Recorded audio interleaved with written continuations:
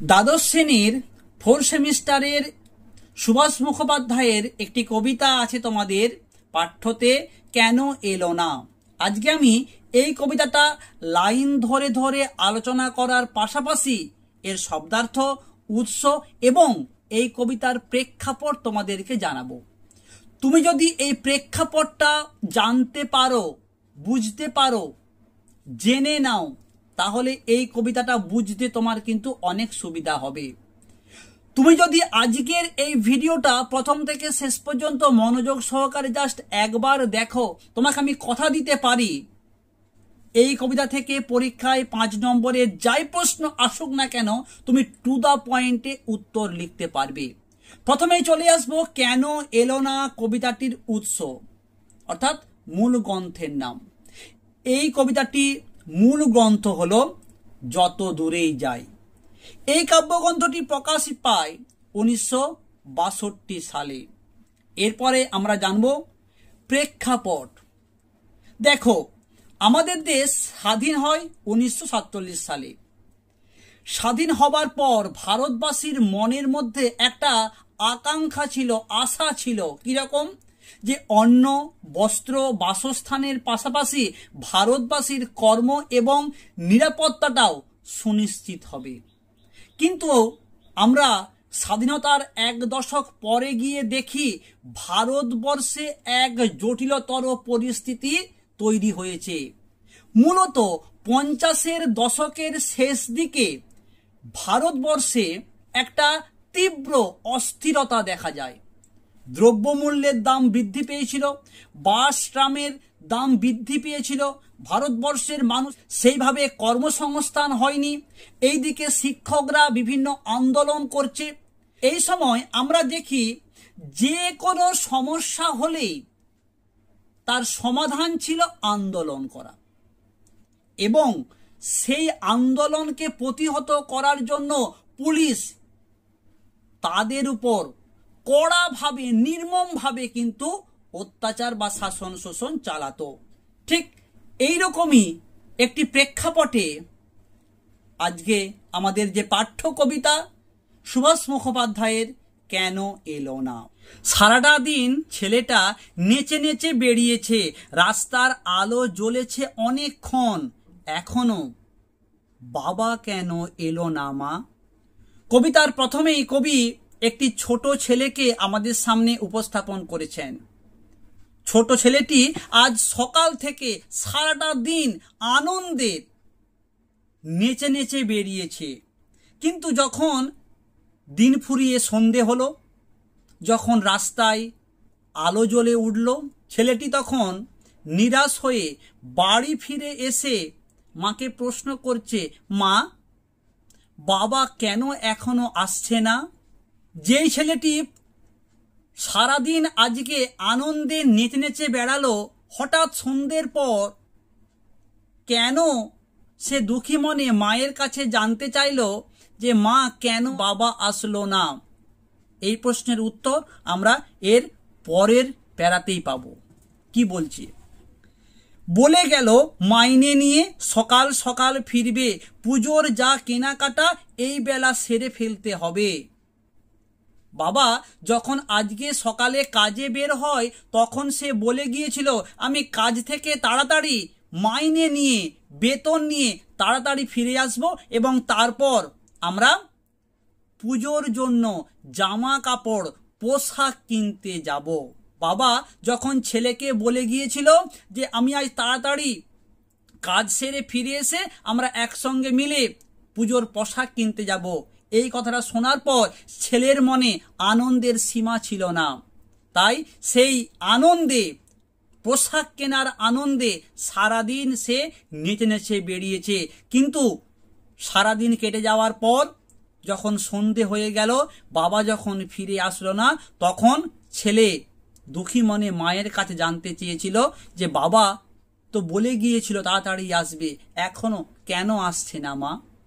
বলে গেল সেই মানুষ এখনো এলো না, কড়ার গায়ে খুন্তিটা আজ একটু বেশি রকম নড়ছে, ফ্যান গালতে গিয়ে পাটা পুড়ে গেল। ছেলে যখন মাকে প্রশ্ন করলো মায়ের তখন মন নাড়া দিয়ে উঠল। সত্যিই তো, মানুষটা বলে গিয়েছিল আজকে তাড়াতাড়ি ফিরবে, তাহলে কেন এখনো আসছে না? অন্যমনস্ক হয়ে গেল, চিন্তাগ্রস্ত হয়ে গেল। তাই মা যখন আজকে সন্ধেবেলা রান্না করতে বসিয়েছে, কবি বলছেন সে যেন খুন্তিটা অস্বাভাবিকভাবে নাড়িয়ে চলছে, অর্থাৎ রান্নার প্রতি তার আর মন নেই। মা অমনোযোগী হয়ে পড়েছে। সত্যিই তো মানুষটা বলে গিয়েছিল এখনো কেন আসলো না। তাই তিনি রান্না করতে করতে বারবার খুন্তিটাকে নাড়িয়েই চলেছেন। এই যে খুন্তিটাকে বারবার নাড়িয়ে যাচ্ছেন, এর মাধ্যমে কবি বলতে চাইছেন যে মাও চিন্তাগ্রস্ত হয়ে পড়লেন, অন্যমনস্ক হয়ে পড়লেন। তাই আজকে তিনি যখন ভাতের ফ্যানটা গড়াতে গেলেন, সেই ফ্যান তার পায়ে পড়ে গেল। দেখো, এদের কাছে ভাতের ফ্যান গড়ানোটা একটা নিত্য নৈমিত্তিক কাজ। এখানে ভুল হওয়ার সম্ভাবনাটা খুব কম থাকে। কেন? যেহেতু তারা এই কাজটা প্রতিদিন একবার নয় দুবার করে করে থাকেন।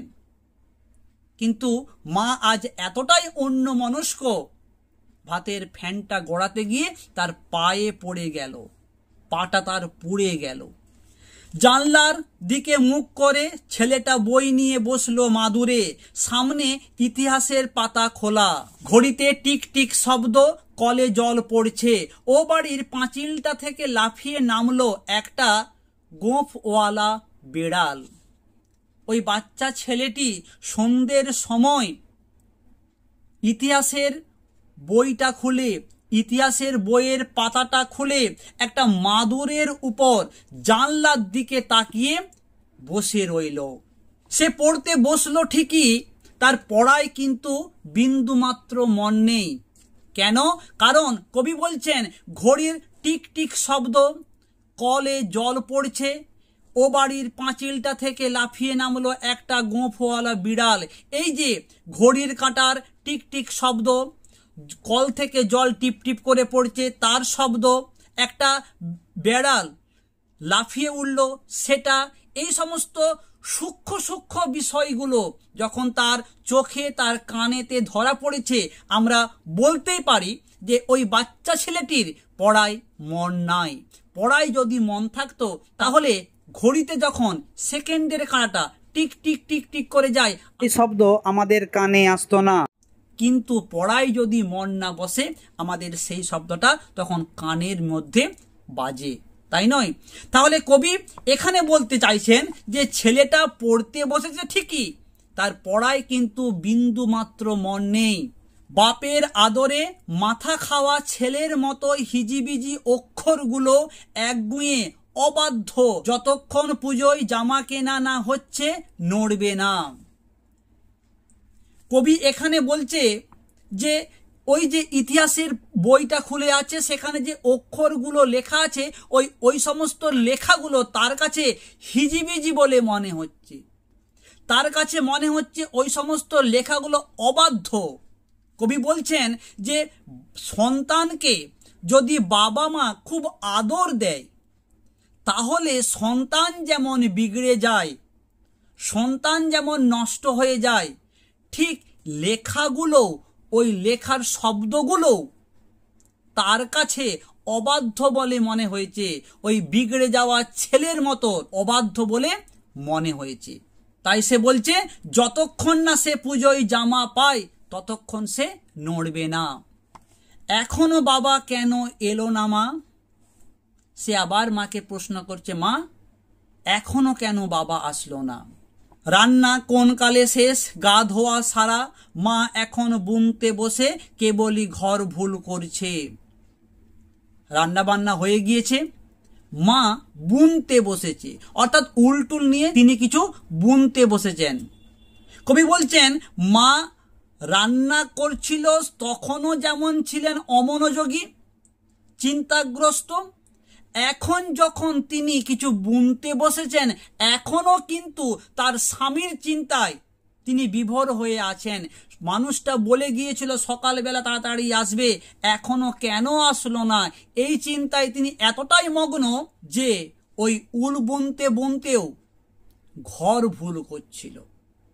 খুট করে একটা শব্দ, ছিটকিনি খোলার। কে? মা, আমি খোকা। মা যখন আজকে উল বুনছে তখন একটা খিট করে ছিটকিনি খোলার মতন একটা শব্দ পায়। মা তখন চট করে প্রশ্ন করছে, কে?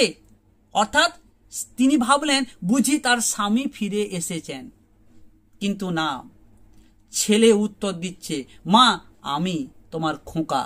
গলির দরজায় ছেলেটা দাঁড়িয়ে, এখনো রেডিওয় খবর বলছে, মানুষটা এখনো কেন এলো না?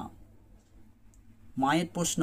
ছেলে এইবার ঘর থেকে ছিটকিনি খুলে রাস্তায় গলির সামনে গিয়ে দাঁড়িয়ে আছে। হয় না যে ছোট ছেলেদের জন্য যখন কেউ কিছু আনতে যায় তখন ছেলেরা কিন্তু আসার সময় রাস্তার দিকে তাকিয়ে দাঁড়িয়ে থাকে, রাস্তায় গিয়ে দাঁড়িয়ে থাকে আনন্দে।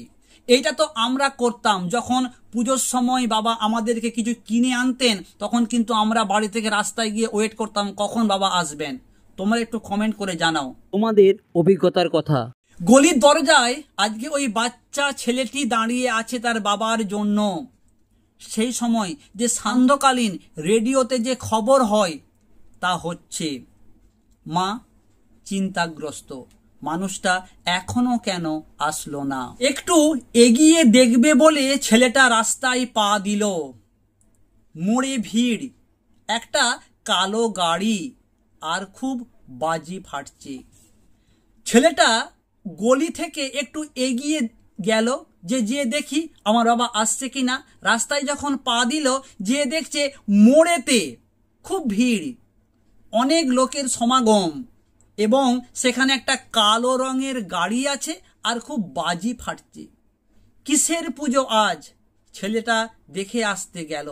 আজকে ছেলেটা গলি থেকে একটু রাস্তার দিকে এগিয়ে আসতেই দেখলো একটা কালো রঙের গাড়ি দাঁড়িয়ে আছে এবং সেখানে খুব বাজি ফাটছে।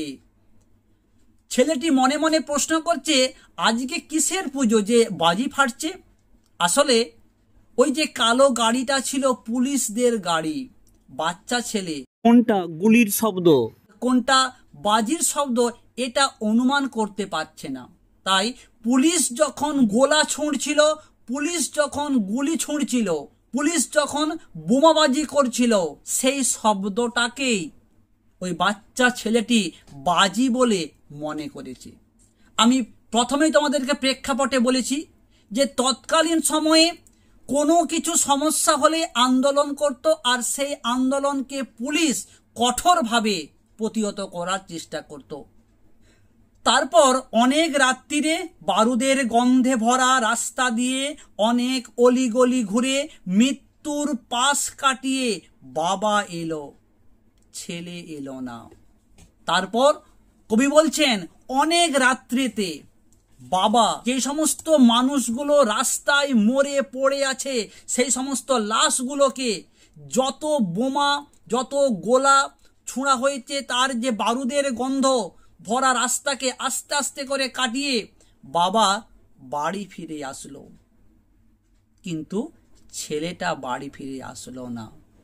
আমরা ধরে নিতে পারি বাবা আজ ঠিক সময়ে কাজ থেকে মাইনে নিয়ে বেরিয়ে পড়েছিল বাড়ির জন্য, বাড়ি ফিরে আসার জন্য, কিন্তু রাস্তায় জঞ্জাট তৈরি হয়, আন্দোলন তৈরি হয়েছিল, সেই কারণে হয়তো বাবা কোথাও একটা নিরাপত্তার জন্য কোনো একটা জায়গায় আশ্রয় নিয়েছিল।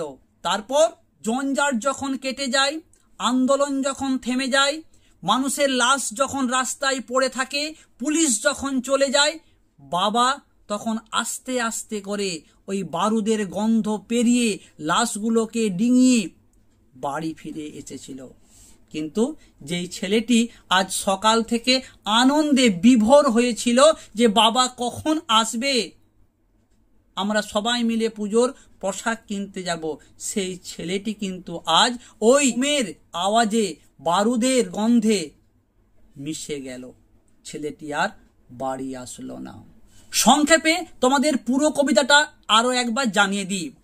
আজ একটি ছেলে মনের আনন্দে সারাটা দিন নেচে নেচে বেরিয়েছে, যখন দিন ফুরিয়ে সন্ধে হলো, রাস্তায় যখন আলো জ্বলে উঠল, তখন ওই ছেলেটি তার মাকে গিয়ে প্রশ্ন করলো, মা, বাবা কেন আসলো না? বাবা যে বলে গিয়েছিল আজকে কাজ থেকে মাইনে নিয়ে তাড়াতাড়ি ফিরে আসবে এবং তারপর আমরা একসঙ্গে পুজোর কেনাকাটা করতে যাব, বাবা কেন আসলো না?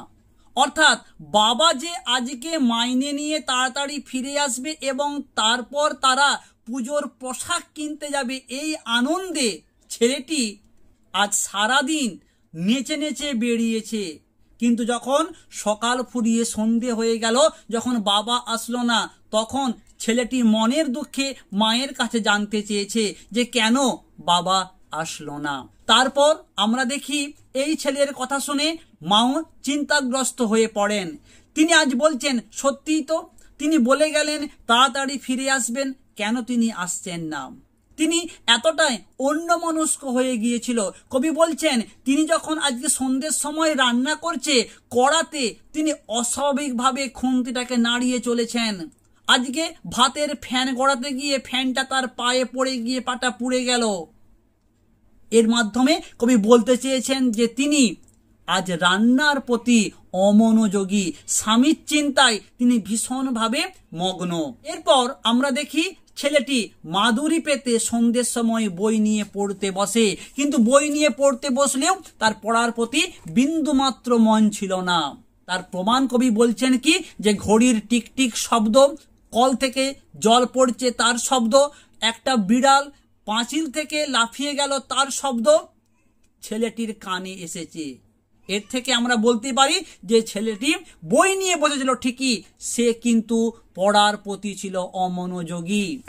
কবি বলছেন, ছেলেটির কাছে আজকে মনে হয়েছে ওই যে ইতিহাসের পাতায় অক্ষরগুলি, সেইগুলি হচ্ছে হিজিবিজি। সেইগুলি হচ্ছে যে ছেলেকে অতিরিক্ত আদর দেওয়ার ফলে যেমন ছেলে বিগড়ে যায়, ঠিক সেই রকম অক্ষরগুলিকেও তার কাছে মনে হয়েছে অবাধ্য, তার পড়ায় আজ মন নেই।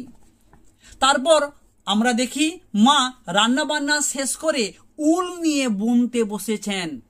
সেখানেও আমরা দেখি মা এতটাই অমনোযোগী, উল বুনতে বুনতেও তিনি ভুল করছেন। স্বামীর চিন্তায় এতটাই তিনি চিন্তাগ্রস্ত ছিলেন। এরপর মা যখন একটা ছিটকিনির শব্দ পায়, তখন সঙ্গে সঙ্গে প্রশ্ন করেন কে? তিনি মনে করেছেন তার স্বামী বুঝি ফিরে এসেছেন, কিন্তু না, ছেলে বলল আমি খোকা।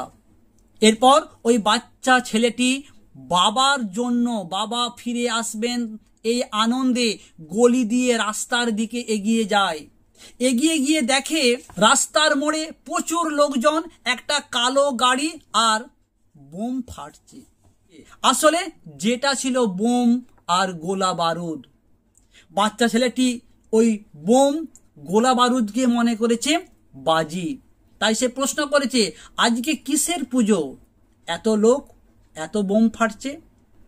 এরপর আমরা দেখি বাবা অনেক রাত্রিতে ওই সমস্ত মৃতদেহগুলিকে এড়িয়ে, বারুদের গন্ধ পেরিয়ে আস্তে আস্তে বাড়ি ফিরে আসে। ছেলেটি আর ফিরে আসে না।